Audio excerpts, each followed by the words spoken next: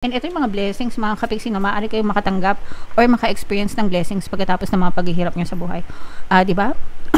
Yung kasabihan na there's a rainbow after the rain, and at the end of the rainbow, there's a pot of gold. So yung pot of gold na sinasabi, those are the blessings. Mga kapiksi, maaaring blessings yan sa kaperahan. So, bagong pagkakakitaan, bagong side hustle, bagong trabaho, bagong gimmick, ganyan. Pero, this is something that you should look forward to, mga kapiksi, okay?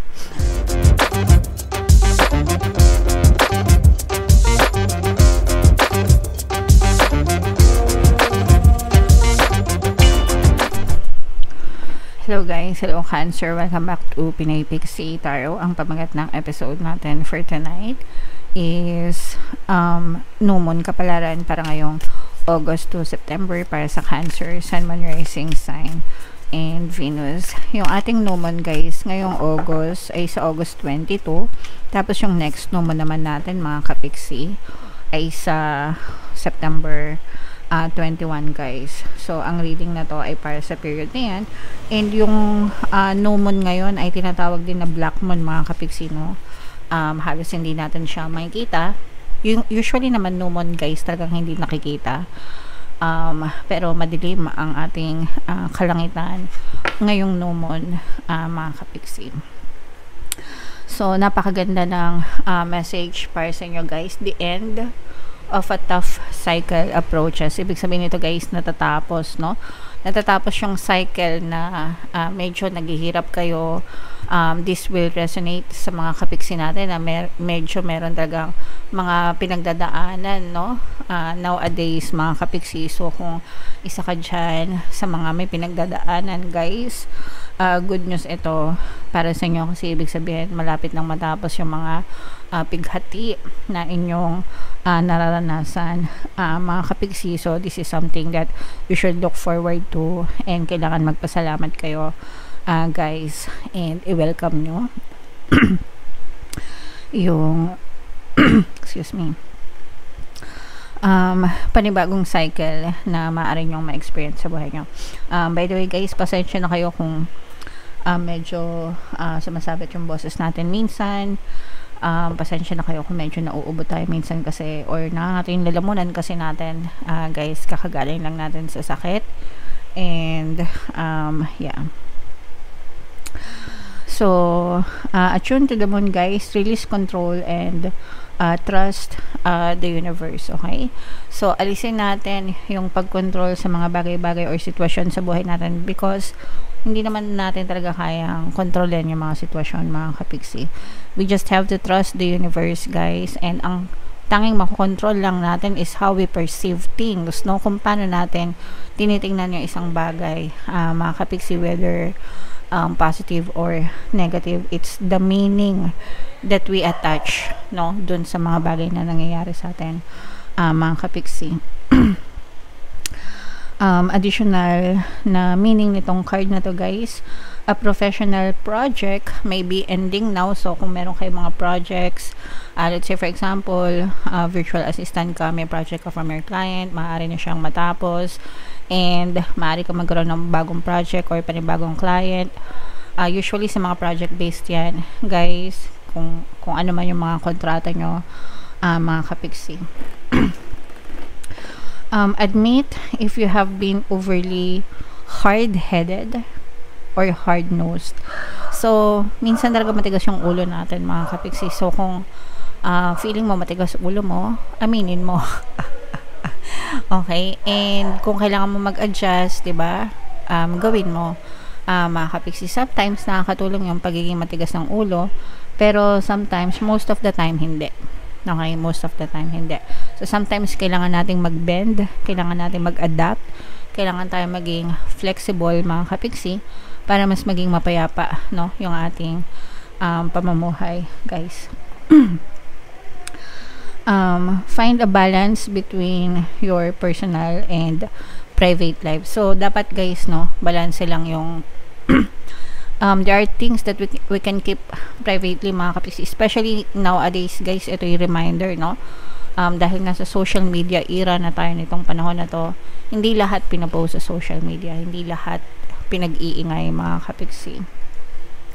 So, piliin mo yung i-share mo, piliin mo yung itatago mo, guys, no? Kahit na sabihin natin na lahat na sa social media na even if you're doing it for content, di ba?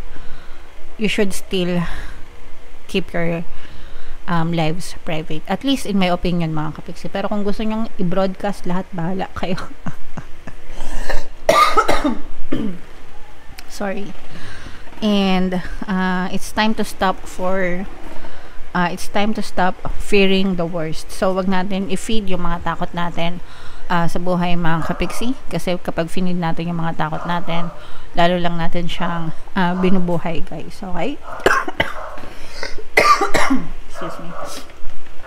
Yan. So pasensya na kayo, guys. Yun yung sinasabi ko na minsan biglang bigla na tayo inaatake kasi nangangatin nila muna natin. So, pasensya na talaga, guys. So, comment down below, Cancer, if feeling nyo naka-resonate kayo dyan. And, hanapin natin yung energy nyo at saka yung energy ng moon, guys. Habang sinashuffle ko to, panoorin nyo muna yung video natin regarding sa ating paano mag-manifest ng abundance video course. Kapiksi, sawa ka na ba sa mga struggles at hirap sa buhay mo? Masipag ka ba at masikap sa buhay ngunit hindi ka pa rin umaasenso?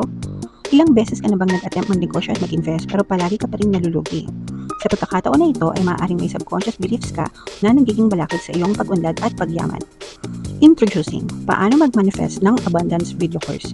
Dito ay matututunan mong ma-overcome ang mga balakid mo para tuluyan ka ng umunlad, umasenso, sumagana, maging matagumpay, successful at maswerte sa iyong kabuhayan, pera, trabaho, negosyo sa lapi at kaperahan ng bonggang-bongga.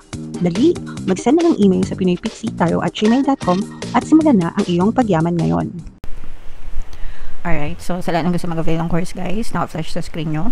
Una, meron tayong paano mag-manifest ng abundance video course. Meron din tayong paano mawala ang third party at magkaroon ng harmonious na relationship. And meron din tayong paano pabalikin si ex, revise breakup. Sa mga interesado, guys, mag-send lang kayo ng email sa pinoypixie@gmail.com. Alright, so datag natin yung spread nyo, mga kapiksi. And by the way, sa mga naghahanap, guys, ng mga pampaswerte na lucky charms or lucky bracelet, may mga items na makikita kayo nakatag, guys, sa description box. Check out nyo na, mga kapiksi, Aventurine at saka Supreme. Hindi ko lang suot yung sample na bracelet, guys, pero napakaganda nyan. Check out nyo na, guys. So, Cancer, dito nakikita natin na this is more on positive. Actually, mga kapiksi, na mayroon dito presence ng air sign, Aquarius, Gemini, Libra. For some of you, guys, maaaring may air element kayo sa inyong natal chart, guys, or you may be dealing with an air sign. Ang nakikita lang natin dito, guys, na medyo disadvantage is hindi for some of you, no, although hindi naman lahat, parang medyo na-stuck kayo sa inyong kaperahan, mga kapiksi, no? Parang hindi nyo siya napapalago or hindi nyo siya napapaikot, mga kapiksi. Yung iba sa inyo, guys, meron kayong fear of losing, parang takot na mawalan ng pera, takot magbigay ng pera, mga kapiksi. Takot kayo magbigay ng pera, guys, kasi takot kayong mawalan ng pera. So, it's actually a poor mindset, mga kapiksi, because nagva-vibrate kayo sa or dominant yung energy nyo ng fear or takot, mga kapiksi. So, yung iba, excuse me, sorry, guys. Meron kasi akong kilala na ibang tao, let's say for example, parang medyo mailap sila pagdating sa pagbibigay ng donasyon or tulong, mga kapiksi, kasi ang katwiran nila sapat lang sa kanila yung kinikita nila, mga kapiksi. And naintindihan natin yun, guys, kasi most of us, diba, we're living from paycheck to paycheck, naka-depende lang tayo sa sahod natin, diba? And sometimes naka-budget na yun. So, minsan kapag umover, kahit na pagtulong sa kapwa, parang natatakot tayo na kulangan tayo sa budget. But you also have to understand na hindi nagpo-flow yung abundance of money sa inyo kapag kaganon, kasi parang umaasa lang kayo na kayo lang yung kikita but you're not giving out help or extending help, no, to other people. So, kung gusto nyong umikot yung flow ng money sa buhay nyo, you should also learn to give, mga kapiksi. Hindi naman ibig sabihin ng give, magbigay ka ng malalaking halaga, no? Even yung small act of kindness, mga kapiksi, kahit sabihin mo 20 pesos or what, mamigay ka sa talagang nangangailangan. Let's say for example, sasabihin ko sana sa patay. Pero wag na yun. I mean, kunwari may kumatok sa bahay nyo nang hingi ng pagkain, di ba? Minsan may mga ganun. So you can give, di ba? Mga kapiksi, yung iba pinagtatabuyan. So wag ganun mga kapiksi. Small act of kindness equals good karma, mga kapiksi. Kasi yung iba sa nyo may block no? May block sa kaperahan nyo mga kapiksi, kaya hindi kayo nakakaranas ng abundance. So comment down below guys if nakaresonate kayo dyan. On the good side naman guys, ito parang feeling ko medyo nare-relieve kayo, no? Parang mas nagiging maliwanag yung isip nyo guys.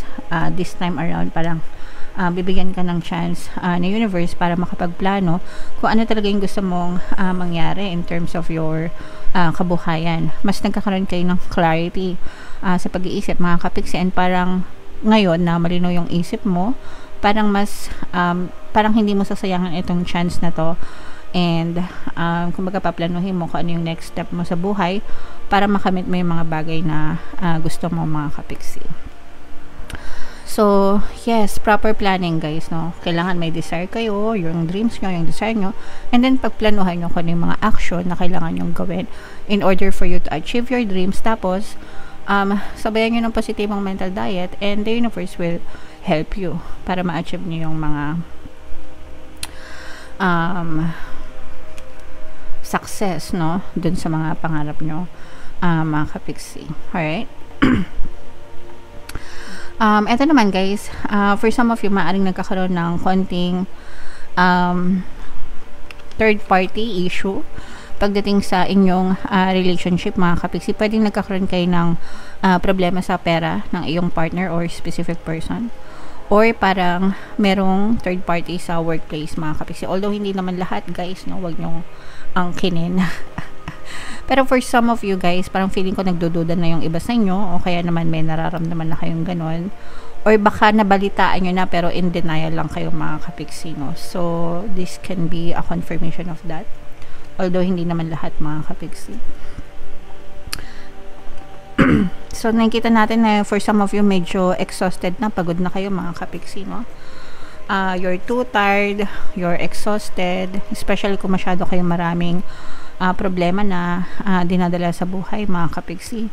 Mga burdens ito, so maybe it's about time na putulin nyo kung ano man yung nagpapabigat sa inyo. Kaya nga sabi sa inyo guys, no, the end of a tough cycle approaches. So paminsan-minsan, kasi nga diba yung iba minsan tayo na lang yung matigas yung ulo mga kapiksi. So baka dahil sa katigasan din ng ulo natin, kaya tayo naghihirap mga kapiksi. So, pero wag kayong mawala ng pag-asa guys, kasi nga diba sabi ko, the end of a tough cycle approaches. So for some of you guys, talagang maaaring matapos yung mga paghihirap nyo sa buhay. And ito yung mga blessings mga kapiksi, no? Maaari kayong makatanggap or maka-experience ng blessings pagkatapos ng mga paghihirap nyo sa buhay. Diba? Yung kasabihan na there's a rainbow after the rain, and at the end of the rainbow there's a pot of gold. So yung pot of gold na sinasabi, those are the blessings. Mga kapiksi, maaaring blessings yan sa kaperahan. So bagong pagkakakitaan, bagong side hustle, bagong trabaho, bagong gimmick, ganyan. Pero this is something that you should look forward to mga kapiksi, okay? Ito guys, parang you're also being advised na matuto kayong man-deadma, no? Sa, kumbaga parang deadma sa mga tao sa paligid nyo, yung mga tao na sinisiraan kayo or binabash kayo, yung mga walang ambag sa buhay nyo mga kapiksi. Okay, masyadong magpadala sa kanila guys, kasi hindi naman natin may iwasan na minsan may mga masasabi na hindi maganda yung ibang tao sa atin, pero kiber guys, as long as hindi nila kayo pinapakain, no? And diba, anong pa kanila, diba? And as long as wala kayong ginagawa masama sa kanila, so deadma lang guys, okay? So ito guys, i-mind nyo na itong mga blessings na to, pagpapala, kasaganaan, especially blessings sa pera guys. I-mind nyo na sa comment section and comment down below if naka-resonate ka mga kapigsi. And for more tarot readings, ito yung playlist nyo. Ito naman yung ating success stories ng paano mag-manifest ng abundance video course. Click here to subscribe, guys. Thank you for liking, sharing, and subscribing. See you next time. I love you all. Have a nice day. Bye-bye.